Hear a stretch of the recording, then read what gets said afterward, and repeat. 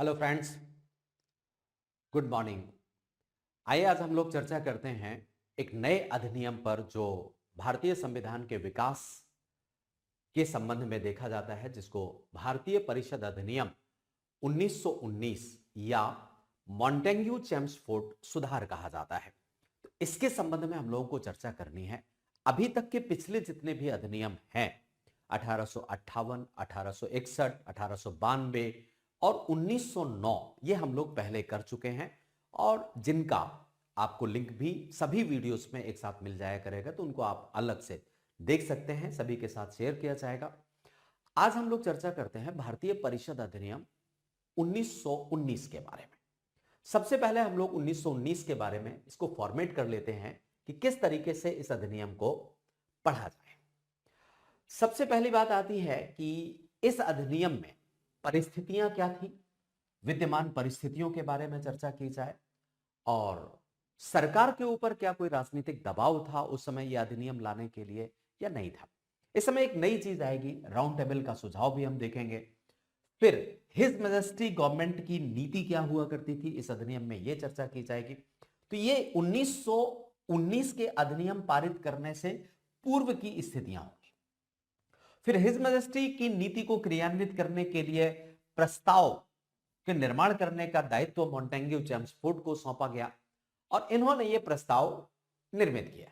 और यहीं पर हम इस अधिनियम के बारे में जो प्रस्ताव आए उनके बारे में चर्चा करेंगे और फिर देखेंगे हम लोग कि इस अधिनियम की क्या सफलताएं रही और क्या विफलताएं रही। तो इस तरीके से यह अधिनियम आपके सामने रहेगा। आइए हम लोग सबसे पहले चर्चा करते हैं कि अधिनियम में विद्यमान परिस्थितियां क्या हुआ करती थी और किस तरीके से काम होता था। परिस्थितियां और ब्रिटिश सरकार के ऊपर दबाव।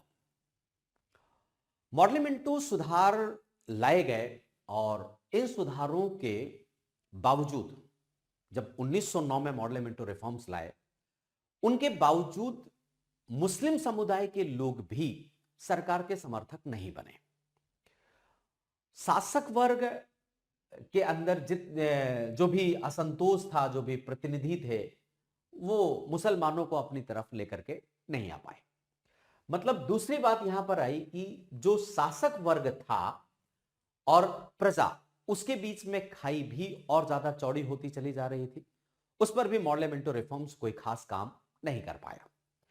ऐसी स्थिति में 1916 में मुस्लिम लीग ने भारत में कांग्रेस के साथ में गठबंधन कर लिया और ये सोच करके काम शुरू हुआ कि जो भविष्य की सरकार की योजना है वो किस तरीके से बनाई जाए, किस तरीके से बनाना होगा, उसके ऊपर दबाव बनाने के लिए लीग ऑफ मुस्लिम्स और कांग्रेस एक साथ में 1916 में आ गए। इसी दौरान आप देखिए कि तिलक और एनी बेसेंट के नेतृत्व में अलग अलग होम रूल आंदोलन भी आरंभ हुए थे, जिसका प्रभाव स्वभावतः बनेगा। इसी समय 1916 में लखनऊ समझौता भी लाया गया और लखनऊ में नरम दल, गरम दल, होम रूल आंदोलनकारी, मुस्लिम लीग, ये सब एकजुट हुए और उन्होंने सर्वसम्मति से ये एक समझौता किया जिसको लखनऊ समझौता कहा जाता है। इस समझौते में यह प्रावधान किया गया कि एक साथ मिलकर संवैधानिक सुधारों की एक योजना बनाने की आवश्यकता है। तो इसका भी प्रभाव अंग्रेजों के ऊपर तो पड़ेगा ही पड़ेगा। और इसी दौरान भारतीय राष्ट्रीय कांग्रेस ने स्वराज अभियान भी आरंभ किया था, जिसको होम रूल आंदोलन कहा जाता है। तो ये सारी परिस्थितियां थी जिस परिस्थितियों का दबाव अंग्रेजों के ऊपर पड़ रहा था। इन दबावों को देखते हुए एक और बात थी कि राउंड टेबल कोई ऐसी गोल मेज नहीं है, बल्कि एक प्रभावशाली दल हुआ करता था। इस राउंड टेबल ने भी ब्रिटिश हुकूमत को सुझाव दिया। इसने कहा कि सरकार की संरचना के मुद्दे को हमें सुधारने की आवश्यकता है। इसके सदस्यों ने, राउंड टेबल के सदस्यों ने यह अनुभव किया कि अगर हम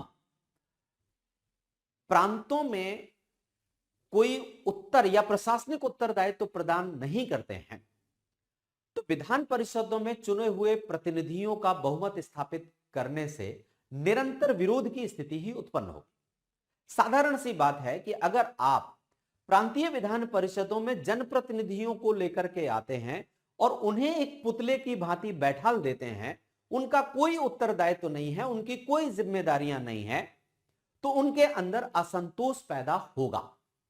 इस स्वाभाविक स्थिति को लेकर के राउंड टेबल ने अंग्रेजी हुकूमत को यह सुझाव दिया और यह कहा कि अगर ऐसी स्थिति से निजात पानी है तो हमें द्वैध शासन को स्थापित करना होगा प्रांतों। मतलब राउंड टेबल एक डायरकी गवर्नमेंट का सुझाव देता है। डायरकी बेसिकली एक ग्रीक शब्द है जिसका शाब्दिक अर्थ होता है कि ऐसी सरकार जिसमें सर्वोच्च शक्ति संयुक्त रूप से दो समूहों या दो व्यक्तियों या दो संस्थाओं के बीच में होनी चाहिए, उसको डायरकी कहा जाता है। तो राउंड टेबल ने यह सुझाव दिया कि कुछ सत्ता की भागीदारी जनप्रतिनिधियों के पास होनी चाहिए और कुछ भागीदारी सरकार के पास या सरकारी अधिकारियों के पास होनी चाहिए। अब ऐसी स्थिति में राउंड टेबल के सुझाव का भी एक दबाव ब्रिटिश हुकूमत के ऊपर रहेगा और इन सब दोनों बातों को, मतलब विद्यमान परिस्थितियां और राजनीतिक दबाव जो भारत में उत्पन्न हो रहे थे और राउंड टेबल का सुझाव, इन सब को लेकर के हिज मैजेस्टी ने अपनी नीति बनाना शुरू की। जितने भी दबाव देखे गए उन्हीं दबावों के आधार पर 20 अगस्त 1917 को हिज मैजेस्टी सरकार ने अपनी नीति को घोषित किया। 20 अगस्त 1917 को इस नीति में यह प्रावधान किया गया कि प्रशासन की प्रत्येक शाखा में भारतीयों को अधिकाधिक रूप में शामिल किया जाना चाहिए। प्रत्येक शाखा का मतलब हुआ वायसराय की कार्यकारिणी परिषद और प्रांतीय गवर्नरों की कार्यकारिणी परिषद, उन सभी में भारतीयों को शामिल किया जाए और धीरे धीरे स्वतंत्र संस्थाओं का भी निर्माण किया जाना चाहिए, विकास किया जाना चाहिए। ये दो महत्वपूर्ण प्रोविजन थे हिज मैजेस्टी गवर्नमेंट पॉलिसी के। इनका कहना था कि अगर हम ऐसा कर लेते हैं तो ब्रिटिश सरकार के अविभाज्य भाग के रूप में ब्रिटिश भारत में उत्तरदायी शासन की स्थापना की जा सकेगी। मतलब दो प्रकार की बातें आती हैं, एक तो हम लोगों को अधिकाधिक मात्रा में शामिल करें और धीरे धीरे स्वतंत्र संस्थाओं का निर्माण करें, जिससे क्या होगा कि ब्रिटिश भारत ब्रिटिश गवर्नमेंट के अधीन बना रहेगा। यह नीति इनकी हुआ करती थी। अब इसी नीति को आधार बना करके हिज मैजेस्टी ने एक काम किया कि इसके प्रपोजल्स तैयार करने के लिए, प्रस्ताव तैयार करने के लिए कुछ लोग तैनात किए और इन लोगों में हुआ करते थे E.S. मॉन्टेग्यू और लॉर्ड चेम्सफोर्ड। इन्होंने सरकार की नीति को व्यवहारिकता प्रदान करने के लिए प्रपोजल तैयार करने का प्रावधान किया। मॉन्टेग्यू और चेम्सफोर्ड ने मिलकर के अपने प्रपोजल्स तैयार किए। इन प्रपोजल्स में उन्होंने जो भी चीजें बताई या जो भी प्रस्ताव प्रस्तुत किए, आज के परिप्रेक्ष्य में हम उन प्रस्तावों को 4 भागों में बांट करके देख सकते हैं। 4 भागों में बांट करके देखने का मतलब कि सामान्य तौर पर उस प्रपोजल्स के क्या विशेषताएं हुआ करती थी। सामान्य तौर का मतलब केंद्रीय और प्रांतीय दोनों के लिए। इसके बाद केंद्रीय सरकार के लिए क्या क्या उपबंध किए गए, प्रांतीय सरकार के लिए क्या क्या उपबंध किए गए और प्रांतों में दोहरी शासन प्रणाली के क्रियान्वयन के बारे में किस तरीके की व्यवस्थाएं की जाएंगी। अगर हम सामान्य विशेषताओं के बारे में देखें कि मॉन्टेग्यू चेम्सफोर्ड में, तो यहां पर विषयगत बंटवारा किया गया। पहली बार आप देखिए कि यहां सूचियां दृष्टिगत होंगी, विषयगत बंटवारा हुआ। केंद्रीय और प्रांतीय कार्य क्षेत्रों का बंटवारे में 2 सूचियां शामिल की गई, एक तो संघ सूची और एक राज्य सूची बनाई गई। जैसा कि आप जानते होंगे कि हमारे देश में वर्तमान में 3 सूचियां हैं। भारतीय संविधान के अनुच्छेद 246 के तहत संघ सूची, राज्य सूची और समवर्ती सूची है। लेकिन इस अधिनियम 1919 के अधिनियम में 2 सूचियां थी और जितने भी शेष विषय थे वो सब गवर्नर जनरल की काउंसिल को दिए गए, गवर्नर जनरल से। तो अवशिष्ट विषयों को गवर्नर जनरल के तहत रख दिया गया। इसके बाद वित्तीय स्रोतों का भी बंटवारा किया गया। इस एक्ट में केंद्रीय और प्रांतीय सरकारों के लिए अलग अलग वित्तीय राजस्व व्यवस्था की गई, वित्तीय स्रोत तय किए गए, ताकि प्रांतों को केंद्र सरकार पर आश्रित ना रहना पड़े। इस तरीके से ये दो खास सामान्य लक्षण है, केंद्रीय विषयगत बंटवारा और वित्तीय स्रोत। वित्तीय स्रोत का अलग अलग करने का आशय था केंद्र के नियंत्रण को थोड़ा कम करना। तो ये तो दोनों प्रांतों के लिए बातें हो गई। अब बात आती है कि केंद्रीय सरकार के लक्षण क्या थे इस अधिनियम के तहत। केंद्रीय सरकार में गवर्नर जनरल की शक्ति का विस्तार किया गया। वैसे तो पहले से भी गवर्नर जनरल की शक्ति बहुत ज्यादा थी। इस अधिनियम के अंतर्गत भी मुख्य प्रशासनिक सत्ता वायसराय के पास ही रखी गई, जो कि भारत सचिव के माध्यम से ब्रिटिश संसद के नियंत्रण में रहते हुए ब्रिटिश संसद के प्रति उत्तरदायित्व रखते हुए। इसका मतलब यहां पर यह हुआ कि शासन प्रणाली के विकेंद्रीकरण में कोई व्यवस्था नहीं हुई, वायसराय की शक्ति और ज्यादा महत्वपूर्ण यहां पर बनी रही। तो दूसरी बात आती है कि गवर्नर जनरल की शक्ति में इजाफा के साथ साथ राज्य सूची में जितने भी विषय थे स्टेट लिस्ट में, उन पर किसी भी विधेयक को प्रस्तुत करने के लिए वायसराय की पूर्व स्वीकृति को आवश्यक कर दिया गया। वायसराय की शक्ति का विस्तार इस प्रकार भी देखा जाता है क्योंकि वायसराय को वीटो पावर भी था और किसी भी विधेयक को प्रमाणित करने का अधिकार भी था। तो इस तरीके से चार खास बातें आप इस वायसराय की शक्ति पर देख सकते हैं। एक तो शक्ति आत्यंतिक तौर पर है, एसएसआई के सहायता से शासन करेगा। राज्य सूची पर कोई भी कानून अगर बनाना है तो वायसराय की पूर्व स्वीकृति होगी, वीटो पावर उसके पास दिया गया, उसको प्रमाणित करने का अधिकार भी दिया गया। अब बात आती है कार्यकारिणी सभा की। तो गवर्नर जनरल की कार्यकारिणी परिषद में कुल 6 सदस्यों में से 3 भारतीय सदस्यों को शामिल किया गया। 3, एक पहला परिवर्तन यहां पर आया। हालांकि इन सदस्यों को कोई बहुत खास मुद्दे और विषय नहीं दिए गए थे, ऐसे विषय जिनका वित्त से कोई लेना देना नहीं है, वित्त पर कोई हस्तक्षेप नहीं था।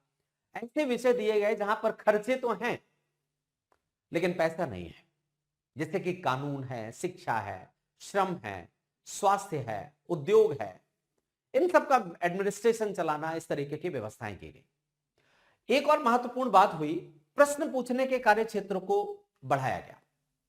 जहां पहले आपने 1909 में देखा था कि प्रश्न पूछने का अधिकार दिया तो गया, लेकिन प्रश्न पूछने का, पूरक प्रश्न पूछने का अधिकार केवल उसी व्यक्ति को दिया गया जो प्रश्न पूछता था। लेकिन 1919 में थोड़ा व्यापक किया गया और अब पूरक प्रश्न पूछने का अधिकार सभी सदस्यों को प्रदान कर दिया गया। तो एक नया परिवर्तन यहां पर कि पूरक प्रश्न का अधिकार क्षेत्र व्यापक हो गया। तो यह परिवर्तन किया गया कार्यकारिणी सभा। अब आप देखें कि विधायी सभा में भी कुछ परिवर्तन किए गए। इस अधिनियम के तहत द्विसदनीय व्यवस्था की गई। द्विसदनीय विधानसभा, ये दोनों सदन जिसमें काउंसिल ऑफ स्टेट, जिसमें 60 सदस्य होंगे 60, और लेजिस्लेटिव असेंबली जिसको आज आप लोकसभा कहते हैं, उसमें 145 सदस्यों का प्रावधान किया गया। तो 2 नए सदन यहां पर द्विसदनीय व्यवस्था का आरंभ हुआ। इन द्विसदनीय व्यवस्थाओं का वितरण इस तरीके से था। काउंसिल ऑफ स्टेट में 60 सदस्य हैं, जिनमें से मिनिमम 33 सदस्य निर्वाचित होंगे और 20 सदस्य अधिकतम मनोनीत किए जाएंगे।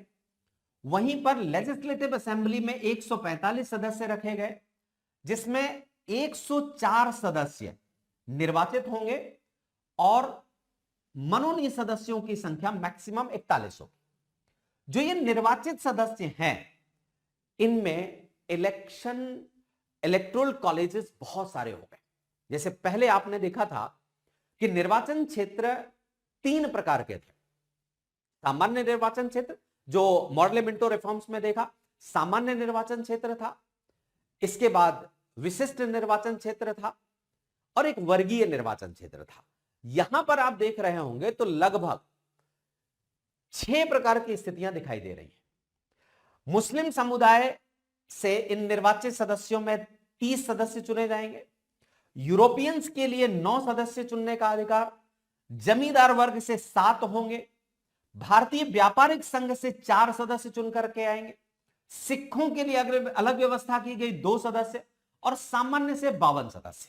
मतलब 104 में 50% सदस्य रिजर्व हैं और 50% सामान्य हैं। इस तरीके की व्यवस्था की गई विधान परिषद में। तो ये लेजिस्लेशन मतलब केंद्रीय विधान परिषद की व्यवस्था यहां पर आपने देखी। अब बात आती है कि प्रांतीय सरकारों के बारे में इस अधिनियम के तहत क्या क्या प्रावधान किया गया, प्रांतीय सरकारें किस तरीके की स्थिति हैं। लगभग उस तरीके की व्यवस्थाएं हुई, लेकिन चूंकि मॉन्टेग्यू चेम्सफोर्ड में द्वैध शासन आया और यहां पर प्रांतों के बारे में विशेष प्रावधान किए गए। आप देखिए कि प्रांतों को आंशिक उत्तरदायी शासन प्रदान किया गया, जिसको द्वैध शासन कहा जाता है। 1919 के भारतीय शासन अधिनियम ने इस नई व्यवस्था को शुरू किया।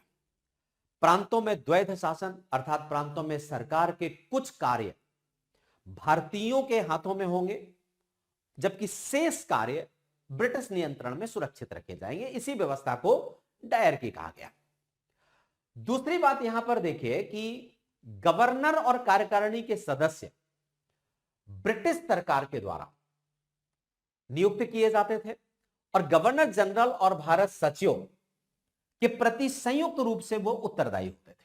कार्यकारिणी परिषदों की संख्या भी 4 से अधिक नहीं होगी, यह प्रावधान किया गया। प्रांतीय गवर्नरों को विशिष्ट उत्तरदायित्व तो सौंपा गया, जिसके तहत उसे मंत्रियों के द्वारा अगर कोई निर्णय लिया जाता है तो उस निर्णय को अस्वीकार करने का विस्तृत अधिकार था। तो इस तरीके से आपने देखा कि ये प्रांतीय सरकारों में इस तरीके की व्यवस्थाएं यहां पर की गई। अब चर्चा करते हैं कि जो प्रांत स्थिति प्रांतों में थी वो मूल रूप में भारत सरकार अधिनियम के 8 प्रांतों में इस व्यवस्था को लागू किया गया, डायरकी सिस्टम को। ये जो 8 प्रांत हुआ करते थे, बंगाल, मद्रास और बंबई संयुक्त प्रांत, इसके बाद आपका बिहार है, उड़ीसा है प्रांत, असम, ये 8 प्रांतों में तो मूलतः इस डायरकी सिस्टम को लागू किया गया। हालांकि आगे चल करके 1923 में इस व्यवस्था का विस्तार किया गया और इस व्यवस्था के अंतर्गत बर्मा को भी शामिल कर लिया गया, जिसे आज आप म्यांमार कहते हैं। इसके कुछ समय बाद उत्तर पश्चिम सीमा प्रांत को भी इसमें शामिल कर लिया गया। तो 8 और 2 10 प्रांत यहां पर लागू हो गए। सभी प्रांतों में एक सदनीय व्यवस्था हुआ करती थी, एक सदनीय विधानसभा, जिसे लेजिस्लेटिव काउंसिल कहा जाता था। इसमें यह भी व्यवस्था की गई थी कि लेजिस्लेटिव काउंसिल में कम से कम 70% सदस्य निर्वाचित होंगे और सरकारी सदस्य अधिक से अधिक 20 हुआ करेंगे। यह व्यवस्था हुई। इन विधानसभाओं का आकार भी काफी बढ़ा दिया गया था और यह एक प्रांत से दूसरे प्रांत में भिन्न थी। ऐसा नहीं है कि सभी प्रांतों में एक जैसी हो। जैसा कि आपने मॉडल मिंटो रिफॉर्म्स में देखा तो 4 प्रांतों में अलग अलग व्यवस्था थी, बाकी सब में एक जैसी की गई थी। अब यहां पर निर्वाचित सदस्यों को सीधे चुनाव के द्वारा चुना जाता था। प्राथमिक मतदान की व्यवस्था यहां पर आई। मताधिकार में मुख्य तौर पर संपत्ति विषयक योग्यता रखी गई थी और महिलाओं को भी मताधिकार और चुनाव में खड़े होने का अधिकार के बारे में विचार किया गया था, लेकिन ध्यान रहे यह अधिकार प्राप्त उनको नहीं हुआ। इस तरीके का अधिकार इनको दिया नहीं गया। तो इस तरीके से ये डायरकी सिस्टम की खास कुछ विशेषताएं हुआ करती थी। अब बात आती है कि डायरकी सिस्टम का व्यवहारिक क्रियान्वयन कब हुआ। यह सिस्टम 1 अप्रैल 1921 में लागू किया गया और 1 अप्रैल 1937 तक यह व्यवस्था चलती रही। इस तरीके से इस डायरकी सिस्टम को आपने देखा। अब यहां चर्चा करने की आवश्यकता है कि डायरकी सिस्टम की सफलताएं क्या क्या रही हैं, क्या यह सफल रहा या यह सफल नहीं रहा। सफलता पर तो बहुत कम बातें हैं, लेकिन विफलता पर बहुत ज्यादा बातें हैं। अगर आप लोकप्रिय मंत्रियों के बारे में देखें तो स्थानीय निकायों, शिक्षा, समाज सुधार, इन सब की तरफ ध्यान दिया गया, क्योंकि भारतीय समाज से आए हुए प्रतिनिधि थे। स्वाभाविक सी बात है कि पंचायत व्यवस्था में शिक्षा और समाज के सुधार पर वो ध्यान देंगे। 1922 का बिहार और उड़ीसा ग्राम प्रशासन इसका उल्लेखनीय उदाहरण है, क्योंकि यहां पर काम किया गया। दूसरी सफलता के अगर बारे में देखें हम, तो अंग्रेज जो पहले ये कहा करते थे कि भारतीय स्वशासन के योग्य नहीं है, इस अधिनियम में भारतीयों को शामिल कर लेना और भारतीयों के द्वारा स्थानीय निकायों, शिक्षा और समाज सुधारों के बारे में अच्छे काम करने ने इस बात को स्पष्ट कर दिया कि भारतीय स्वशासन के योग्य हैं, बस आपने हमारे शासन को जबरन हमसे लिया हुआ है। तो इस तरीके से सफलताएं तो बहुत कम नजर आती हैं। हालांकि इस अधिनियम की विफलताओं का अंबार लगा हुआ है। तो आइए थोड़ा सा चर्चा कर लेते हैं भारतीय शासन अधिनियम की विफलताओं के बारे में, कि कौन कौन सी स्थितियां हैं, कौन कौन सी कमियां इसमें देखी गई हैं। सबसे पहली बात तो यह है कि मताधिकार बहुत सीमित था। बहुत कम लोगों को अभी भी मताधिकार दिया गया था। विषयों का विभाजन भी बड़ा असंतोषजनक हुआ करता था। केंद्र में विषयों का विभाजन, विषयों का आरक्षित और हस्तांतरित होना एक अलग तरीके की अव्यवहारिकता को पैदा करता था। प्रांतों के स्तर पर भी विषयों का विभाजन और 2 भागों के समानांतर प्रशासन एक इररिलेवेंट टाइप की स्थितियों को पैदा कर रहे थे, जो बड़ी अस्थिर व्यवस्था थी।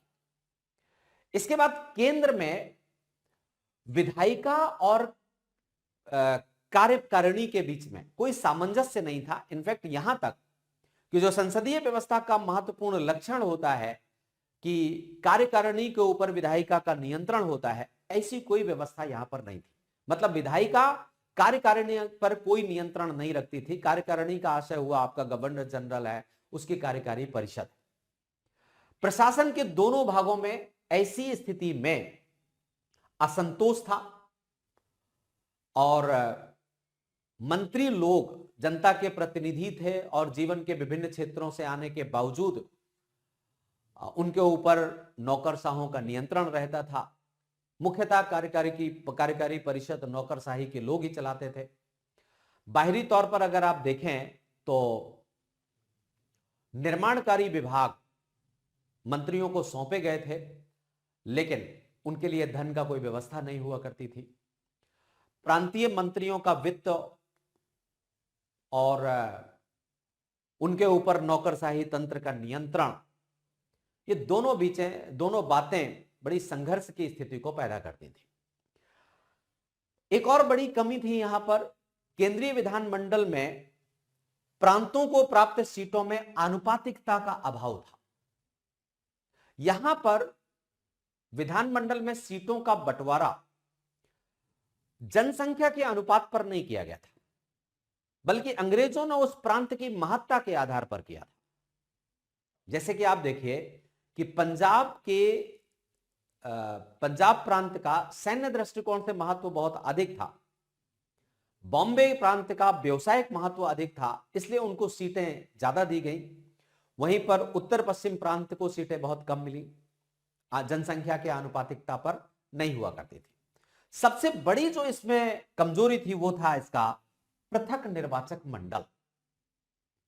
इस पृथक निर्वाचक मंडल में भारतीयों के अंदर बहुत सारी समस्याएं पैदा हुई। भारतीयों का आत्मसम्मान, भारतीयों के अंदर सामाजिक सहिष्णुता, उनके स्वशासन की प्रकृति, इन सब पर ठेस पहुंचाई गई। ऐसी स्थिति ने स्पष्ट कर दिया कि ये जो व्यवस्था है, डायरकी सिस्टम है, ये वास्तव में भारतीय हितों के अनुकूल नहीं था। इससे वर्ग विभाजन, समाज में जो सांप्रदायिक द्वेष पैदा हुआ, ये एक प्रकार से चिर स्थायी हो गया, लंबा हो गया, और आज तक आप देख रहे हैं कि ये स्थिति बनी हुई है। पृथक निर्वाचक मंडल में पहले तो क्या होता था, मॉडल मिंटो रिफॉर्म्स में केवल मुसलमानों के लिए व्यवस्था की गई थी। यहां पर पंजाब में सिखों के लिए भी इसको लागू किया था। अब पंजाब में सिखों के लिए लागू हो जाने के कारण से आगे चलकर के जो जस्टिस पार्टी थी, जस्टिस पार्टी एक गैर ब्राह्मणों के लिए पार्टी थी, तो उसने भी स्थानों के लिए आरक्षण की मांग की और उसको भी स्वीकार कर लिया गया। बहुत बड़े दोषों से भरी पड़ी थी। ऐसे दोषों को देखते हुए भारत में इस अधिनियम का विरोध होना तय था, और इस विरोध को देखते हुए कांग्रेस ने कहा कि प्रांतों में द्वैध शासन तभी सहन किया जा सकता है जब केंद्र में भी द्वैध शासन को लागू किया जाए। कांग्रेस ने मुंबई में एक विशेष सत्र भी बुलाया हसन इमाम के अध्यक्षता में, और उस सत्र में यह प्रावधान किया गया कि ये जो सुधार किए गए हैं मॉन्टेग्यू चेम्सफोर्ड के, ये बहुत ही निराशाजनक और असंतोषजनक है, ये घोषणा की गई। साथ ही कांग्रेस ने प्रभावी स्व सरकार की मांग को भी यहां पर किया। तो इस तरीके से पूरे देश में ब्रिटिश सरकार के इन सुधारों के खिलाफ असंतोष उत्पन्न होने लगा। जगह जगह पर आंदोलन उत्पन्न होने लगे, अप्रिय आवाजें उत्पन्न होने लगी। अंग्रेजों को ऐसा लगा कि ये किसी बड़े जन सैलाब मूवमेंट को धारण कर सकता है, और उसे ही दबाने के लिए मार्च 1919 में रॉलेट एक्ट लाया गया। हालांकि केंद्रीय विधान परिषद के हर व्यक्ति ने इस रॉलेट एक्ट का विरोध किया, लेकिन फिर भी यह लाया गया। इस एक्ट ने सरकार को किसी भी व्यक्ति को बिना मुकदमे, वो कहा जाता है ना, बिना अपील, बिना दलील, बिना किसी मुकदमे और कानून के कैद करने के लिए अधिकृत कर दिया। इस कानून ने सरकार को बंदी प्रत्यक्षीकरण के अधिकार को निलंबित करने का अधिकार भी यहां से प्राप्त हो गया, और एक प्रकार से इसको आधार बताया गया कि ब्रिटेन में नागरिक स्वतंत्रता को देखते हुए यह बनाया गया है। कांग्रेस ने इसका विरोध किया, सभी राजनीतिक दलों ने इसका विरोध किया, और कुछ ही दिनों बाद जब रॉलेट एक्ट बहुत ज्यादा एक्टिव होकर के काम कर रहा था, तो कांग्रेस ने एक गारंटी मांगी सरकार से कि पूर्ण स्वायत्त शासन आप हमें दीजिए, और 15 वर्षों के अंदर आप इस पूर्ण स्वायत्त शासन को बनाइए। हालांकि अंग्रेजों ने इस तरीके की कोई गारंटी नहीं दी। ऐसी स्थिति में वर्ष 1920 में कांग्रेस ने एक अहिंसात्मक असहयोग आंदोलन आरंभ किया, और आगे चलकर के 1923 में चुनावों में भाग लेकर के संविधान को विधानमंडलों के अंदर से तोड़ने का प्रयास भारतीय कांग्रेस के द्वारा, भारतीय राष्ट्रीय कांग्रेस के द्वारा किया गया। तो इस तरीके से आपने देखा कि 1919 का अधिनियम किस प्रकार लाया गया और किस तरीके से इसने समस्याओं को उत्पन्न किया। Thank you very much.